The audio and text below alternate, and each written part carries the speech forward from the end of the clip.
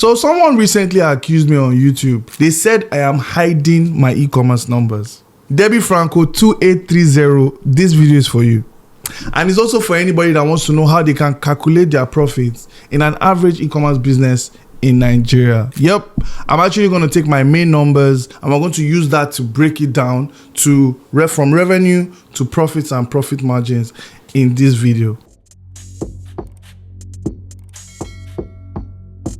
Now, before we go into the numbers, I want you to understand one key thing. My goal with this channel is to showcase real results.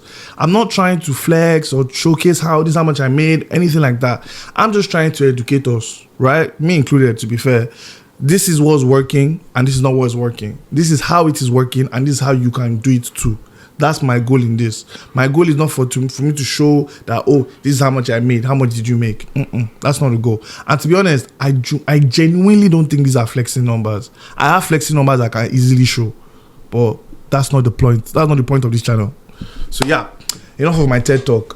Let's move on to sales numbers. Now, for sales numbers, you typically have gross sales and total sales. Now, gross sales is how much money you made in a particular period, most likely in a particular month or in a particular week, depending on the kind of business you run. Then you have total sales. Total sales is also what we call money in the bank. So total sales is the amount of money that actually hits your account. Total sales is what you would get when you remove any sort of promotion or discount that you're running in your online business. So the total sales for May for this particular store was around 1.5 million naira. Next up, we have our cost of goods. So cost of goods is exactly what the name implies. What is the cost of goods that we sold? In the month of May, we sold 54 items. And on average, each item cost around 12,000 naira. So our cost of goods for the month of May would be 54,000 multiplied by 54 items multiplied by 12,000. That will give you around 648,000 naira. So that's our cost of goods. Now, if you're running a dropshipping business, your cost of goods calculation is very, very simple. Very, very simple. You take the cost the supplier gave you, and then, that's your cost of goods. But if you are running a branded store or you hold stock in your business or in your house or in your factory or in your store, whatever it might be, calculating your cost of goods can be a bit tricky. It can be a bit more interesting. Let's use that word, because your cost of goods will include your cost price. It will include your delivery cost. It will include any sort of storage cost that you have. And then calculating your cost of goods is very important, because at the end of the day, cost of goods is actually the money you give to your supplier, or you have to give back to you have to save back so you can buy more stock, that sort of thing. Next up, you have ad spend. Now, ad spend is very straightforward. You get this number from your ads manager. And in the month of May, we spent around 260,800 naira, I think, or 261,000, something like that.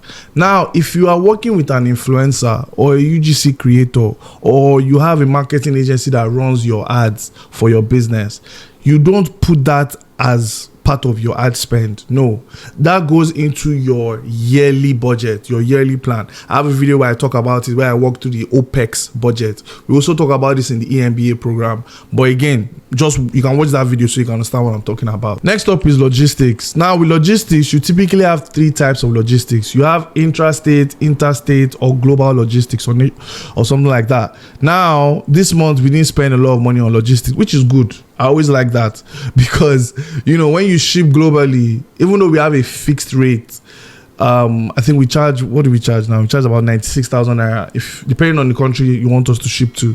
But we charge 96,000 naira, and on the day of shipping, we can find out that the cost of the shipment has increased, maybe based on dollar or based on fuel prices. It could be anything really. So the partners that we currently work with, they also have a very, very dynamic way of charging for deliveries. So this month, obviously, we didn't have any global deliveries, because it's just 115,000 naira or thereabout that was spent on deliveries. After that, we have tools and software. So the first one is Shopify. Obviously, that's our website builder. That's our CMS platform. This month, I think Shopify costs around 82K.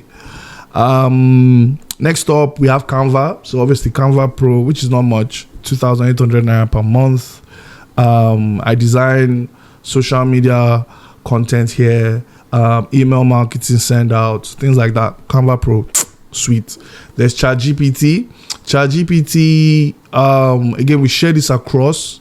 So ChatGPT, to be fair, is personally for me. I don't use ChatGPT very often for this particular business. So I'm not going to put it there. But again, depends on you. If you're a one businessman show, you probably want to add ChatGPT or Gemini or whichever AI tool you use. But make sure you use an AI tool. Anyways, so there's ChatGPT. Sorry, there's no ChatGPT. There is Canva. There is Shopify, and then there is for videos we use a program called Vlognow. So Vlognow charges about 9,500 naira per year, and they charge 9,500 naira per year, which is about 791 or 792 naira per month, something like that. That's what we use for our video editing, and that's pretty much my current tool stack. It's very, very, very, very straightforward. Nothing out of the ordinary. I should typically add Wi-Fi here at some point. Cost of Wi-Fi, cost of internet, things like that. But again, I run multiple stores, and primarily I operate from home, so it's a cost that sits on my own direct expense. It can go into the business expense. It should, honestly, it should, but it doesn't need to. I have other things that cover that cost. I have other things I use my Wi-Fi for. So this is the unfair advantage in this business. Let's call it that. Now let's calculate the profits. So to calculate the profits, you're going to have total sales minus COGs, minus your tools and software, minus your shipping and logistics. This particular store made about 373K thereabout. Now in terms of margins, that's a 27% margin. I don't know. Do you think this is good? Do you think this is bad? What do you think? Now, before you answer that question, let me make it more interesting for you. Everything I've been talking about are just the online numbers. With the offline sales, it is actually more profitable for us. And what I mean by that is, let's look at the numbers. 244,600, right? That was our revenue. In this scenario, ad spend, everything is not spent here. Still brought the same customers. We then look at our cost of goods. On shipping, we spent about 15,000 naira because it was all within Lagos. So that'll give us a profit of about 145,000 naira, 145,600, right? When you add that to our total revenue, the total revenue goes to 1.7, right? About 1.726 or something like that. And then the total profit goes to, I think, 518 or so, right? I think it's 518K. And now the margin goes from 27% to 30%. Okay? So now let me ask that question. Would you say this is a good business? Do you say this is a bad business?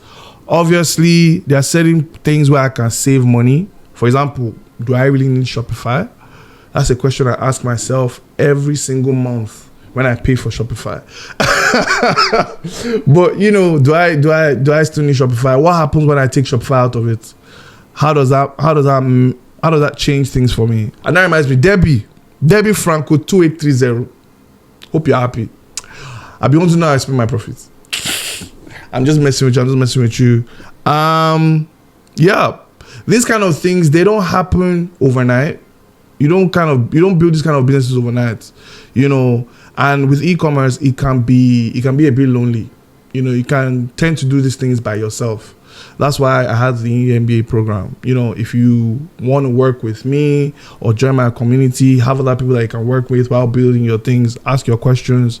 That's what the MBA program is there for, that sort of thing. Now, if another thing to also note is there are certain mistakes that lead to failure, business failures. And luckily, I've been doing this for such a long time that I've experienced some of those business failures. So watch this video next, and it should help you escape or at least minimize some of those mistakes in your own business.